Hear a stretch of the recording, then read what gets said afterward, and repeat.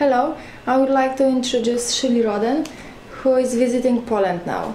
Shirlie, I've got some question to you about sound. Why sound is so important in our life? Well, everything is vibrating with sound. I mean, we're vibrating. We're all vibrating molecules. We look solid, but actually we're vibrating. And what is really important is high vibrations, is positive vibrations.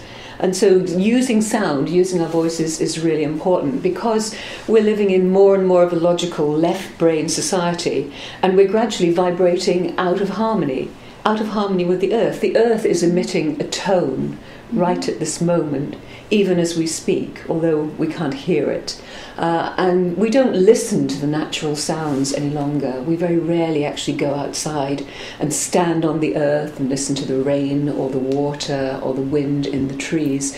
We're bombarded by unnatural sounds. So it's really important to use our voices to try and tune ourselves back up into harmony, which is something that our ancestors would naturally have been doing. They would have been out on the earth with their sacred ceremonies and rituals. They would have been digging and singing and cutting the corn and rowing and singing and carrying their babies, and the babies would feel the vibration of the sound.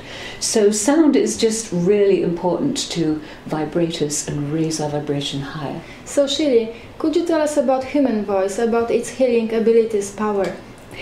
It would take hours for me to tell you about Please, the healing maybe voice. 5-10 minutes. So just a little bit about the healing power of the voice. Well, what I was talking about in the previous question is really important, that we're losing the ability to use our voices as our ancestors used them. And when I'm leading my workshops, I actually say to people, I'm helping you to remember what you already know. I'm just reawakening the memory, because we do carry this memory in the cellular memory of our body. You know, memory isn't just in the brain up here. There's a coating, a membrane surrounding each cell, and that holds memory. And we have genetic memory. We have this knowledge. We know how to do this. We know how to work with sound. We've just forgotten, and we're not using it. So it's really important to get people using their voices again. Whether it's singing in school or sacred chanting or making sacred sounds, just to get that vibration going. There's a band of nervous fibres across the top of the head called the corpus callosum, and it connects right and left brain. And scientists have discovered that when you sound these sacred sounds, these om, ah, ee, these tones, it vibrates the corpus callosum. This creates a stronger connection between right and left brain, calms the two sides of the brains down, and puts us into a kind of an alpha state, a more relaxed state. So actually just working with sounds, with tones, can really relax you.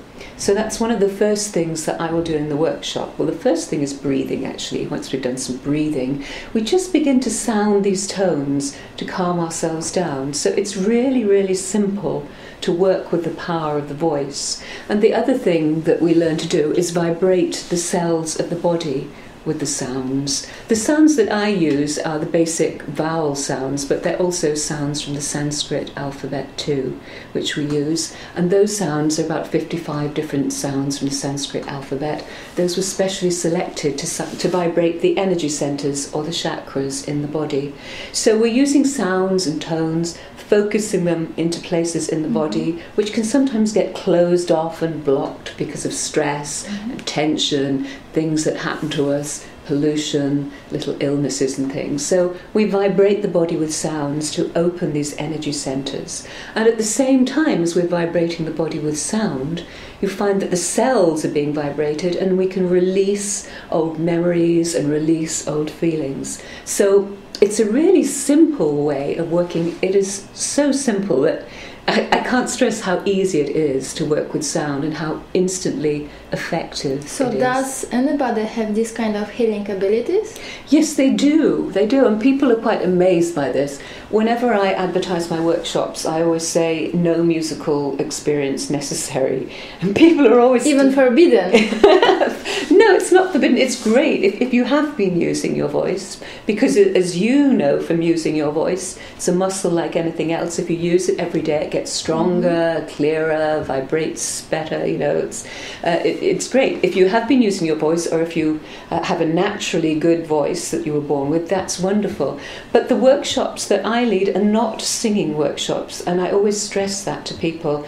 There's an absolute difference between singing, which can be competitive, and this is good, and that's better, and I'm better than you, and what an awful sound you're making, and the workshops that I lead, which are making sounds. And that's why I say no musical experience necessary. And if you haven't used your voice for years, although I do caution people to be careful when they come into the workshops not to strain their voices in any way or damage their voices, to be very gentle if they haven't used their voices, but anybody can do it. And people are really amazed because, you get people coming in who've been told when they were 5 years old in school, you can't sing, or they've been told by their family, all through their life, just shut up, that's an awful noise. I have this kind of experience, honestly. I know, but you have an amazing voice. To hear you now after your workshops.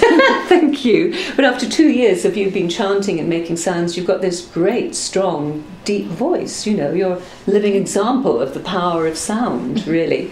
And that's why I say anybody can do it. I just encourage people to come and make sound. And it's really extraordinary because we start at the beginning of the day, sometimes with a group of people who haven't used their voices for ages, and usually some people who are singers or trained teachers or have been using their voices.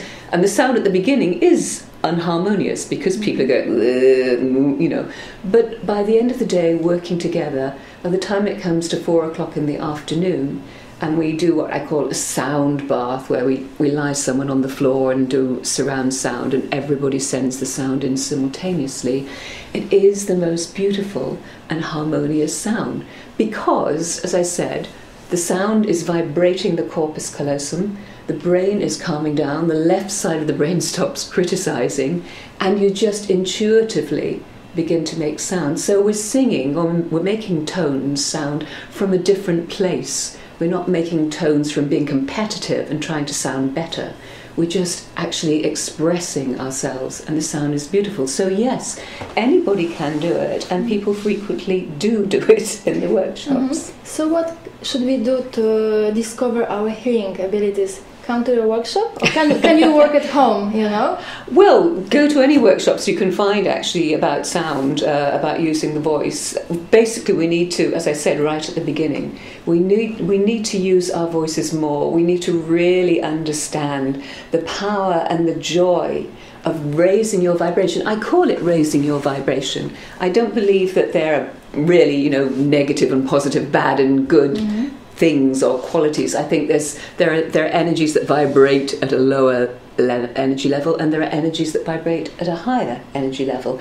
And when we're working with sound, I believe we're raising our vibration higher. So it's just really important to find somewhere you can go to make sound, to sing, go to a workshop, find someone, or simply just find a quiet place, go out in nature, sit under a tree or sit in a favourite chair at home when there's nobody around. Focus on your breathing. Breathe in, breathe out, follow the breath in and out, calm yourself down, and just begin to make a sound. Just tune in to your heart. What kind of sounds? Like A, O? Well, I use vowel sounds. I use a whole system of sounds going from root to crown and going R, A, O, O, E, Om, U, and the whole body I am.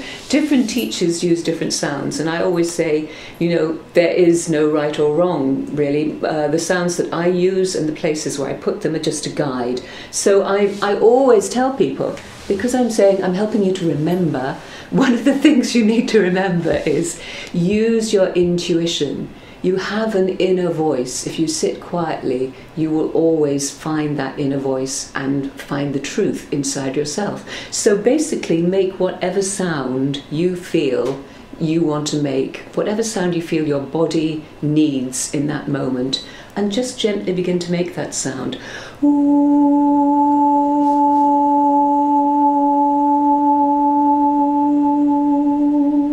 It might not sound like that when you begin. It might sound a bit wobbly, it might go in and out of tune, but it doesn't matter. Just make the sound, close your eyes, and just let that sound vibrate through the body. And we can work in that way to help ourselves calm down, to release our feelings, and to tune ourselves up to joy, which is where we should all be vibrating, really, full of joy. Thank you very much for this conversation. Thank you, Agnieszka. Thank you.